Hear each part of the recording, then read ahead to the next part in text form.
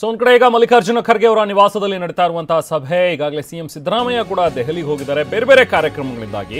ಅಲ್ಲಿ ಅಮಿತ್ ಶಾ ಅವರ ಭೇಟಿಗೆ ಈಗಾಗಲೇ ಸಮಯ ನಿಗದಿಯಾಗಿದೆ. ಇವತ್ತು ಸಂಜೆ 5:15 ಅವರ ಅಪಾಯಿಂಟ್ಮೆಂಟ್ ಕೂಡ ಫಿಕ್ಸ್ ಆಗಿದೆ. ಸೊ ಹಾಗಾಗಿ ಅವರನ್ನ ಭೇಟಿ ಆಗೋದಕ್ಕೆ ಹೊರಟಿದ್ದಾರೆ ಅನ್ನುವಂಥದ್ದು ಒಂದು ವಿಚಾರ.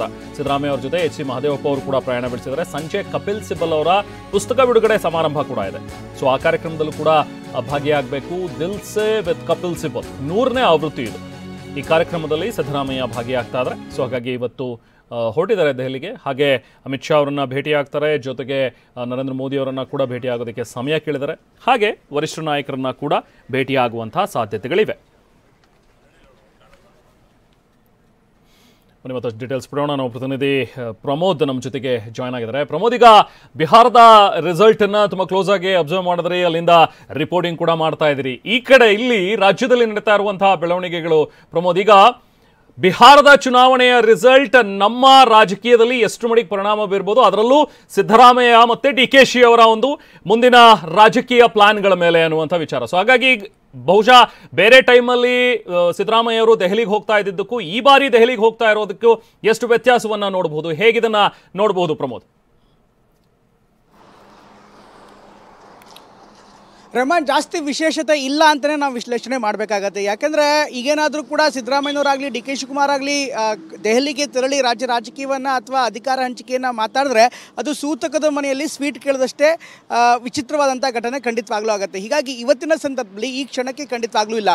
ಈಗ ತಾನೇ ದೆಹಲಿಯಿಂದ ರಿಪೋರ್ಟ್ಗಳು ಬರ್ತಾ ಇತ್ತು. ಅಥವಾ AICC ಅಧ್ಯಕ್ಷ ಮಲ್ಲಿಕಾರ್ಜುನ್ ಖರ್ಗೆ ಅವರ ನಿವಾಸದಲ್ಲಿ ಒಂದು ಸಭೆ ಆಗಿದೆ. ಅಫ್ಕೋರ್ಸ್ ಈ ಸಭೆಗಳ ಬಗ್ಗೆ ಹೇಳೋದಾದರೆ ಎರಡು ವಿಚಾರ ಇದೆ. ಒಂದು, ಕಾಂಗ್ರೆಸ್ನ ಪರಿಣಾಮ ಕೇವಲ ಕರ್ನಾಟಕ ಅಷ್ಟೇ ಅಲ್ಲ, ದೇಶದ ಮೇಲೆ ಈ ಒಂದು ಫಲಿತಾಂಶ ಯಾವ ರೀತಿ ಪರಿಣಾಮ ಬೀರುತ್ತೆ ಅಂತ.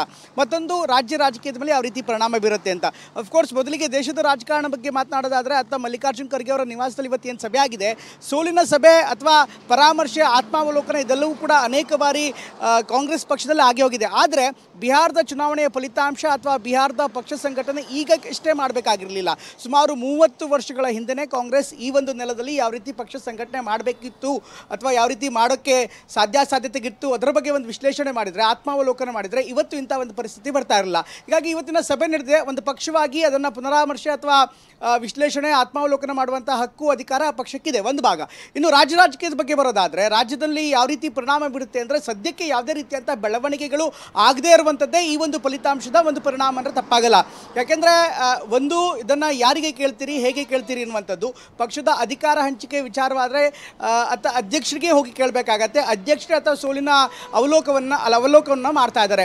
ಇನ್ನು ನಮ್ಮ ನಾಯಕರು ಅಂದರೆ ಕಾಂಗ್ರೆಸ್ ಪಕ್ಷದ ನಾಯಕರೇ ಇರ್ಬೋದು ಅಥವಾ ರಾಜ್ಯದ ನಮ್ಮ ನಾಯಕರೇ ಇರ್ಬೋದು, ಅವರು ನೇರವಾಗಿ ದೆಹಲಿಗೆ ತೆರಳಿ ರಾಹುಲ್ ಗಾಂಧಿ ಅವ್ರ ಜೊತೆಗೆ ಮಾತನಾಡ್ತಿದ್ರೆ, ರಾಹುಲ್ ಗಾಂಧಿ ಕೂಡ ದೇಶದಲ್ಲಿ ಇಲ್ಲ.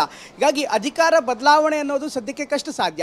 ಇನ್ನು ಬಿಹಾರದಲ್ಲೇ ಸೋತು ಸುಣ್ಣವಾಗಿ ಅಲ್ಲೇ ಸಾಕಷ್ಟು ಹಿನ್ನಡೆಯನ್ನು ಅನುಭವಿಸಿ ಆ ರಾಜ್ಯದಲ್ಲೇ ಸಾಕಷ್ಟು ಗೊಂದಲ ಮತ್ತು ಸಂಶಯದ ವಾತಾವರಣ ಸೃಷ್ಟಿ ಮಾಡಾದ್ಮೇಲೆ ಇನ್ನು ಅಧಿಕಾರದಲ್ಲಿ ಇರುವಂತೆ, ಹಾಗೆ ಉತ್ತಮ ಅಂತ ಹಿಡಿತಾ ಇರುವಂಥ, ಗ್ರೌಂಡ್ ಇರುವಂಥ ಒಂದು ರಾಜ್ಯದಲ್ಲಿ ಮತ್ತೊಂದು ರಾಜಕೀಯ ಗೊಂದಲ ಸೃಷ್ಟಿ ಮಾಡೋದಕ್ಕೆ ಯಾವುದೇ ರೀತಿಯಂಥ ಹೈಕಮಾಂಡ್ ಈ ಸಂದರ್ಭದಲ್ಲಿ ಮುಂದೆ ಆಗಲ್ಲ. ಇದು ಒಂದು ಭಾಗ ರೆಹಮಾನ್. ವೆರಿ ಇಂಪಾರ್ಟೆಂಟ್ಲಿ, ಈಗ ಹೈಕಮಾಂಡ್ಗೆ ಟೆಸ್ಟಿಂಗ್ ಟೈಮ್ ಕೂಡ ಹೌದು. ಹೈಕಮಾಂಡನ್ನು ಪರೀಕ್ಷೆ ಮಾಡಲಾಗುತ್ತೆ.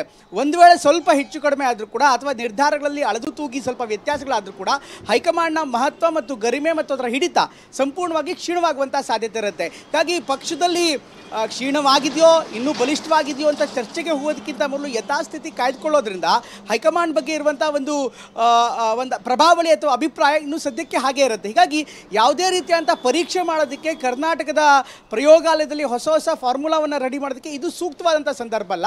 ಹೀಗಾಗಿ ಯಾರ್ಯಾರು ಆ ಮುಖ್ಯಮಂತ್ರಿ ಕುರ್ಚಿಗೆ ಆಸೆಯನ್ನು ಪಡ್ತಾ ಇದ್ದಾರೋ ಅವರು ಕನಿಷ್ಠ ಪಕ್ಷ 1 ಅಥವಾ 2 ತಿಂಗಳು ಇನ್ನೂ ಕಾಯಬೇಕಾದಂಥ ವಾತಾವರಣ ಈ ಫಲಿತಾಂಶದಿಂದ ಸೃಷ್ಟಿಯಾಗಿದೆ ಅಂದರೆ ತಪ್ಪಾಗಲ್ಲ. Rehman. Okay, thank you Pramod.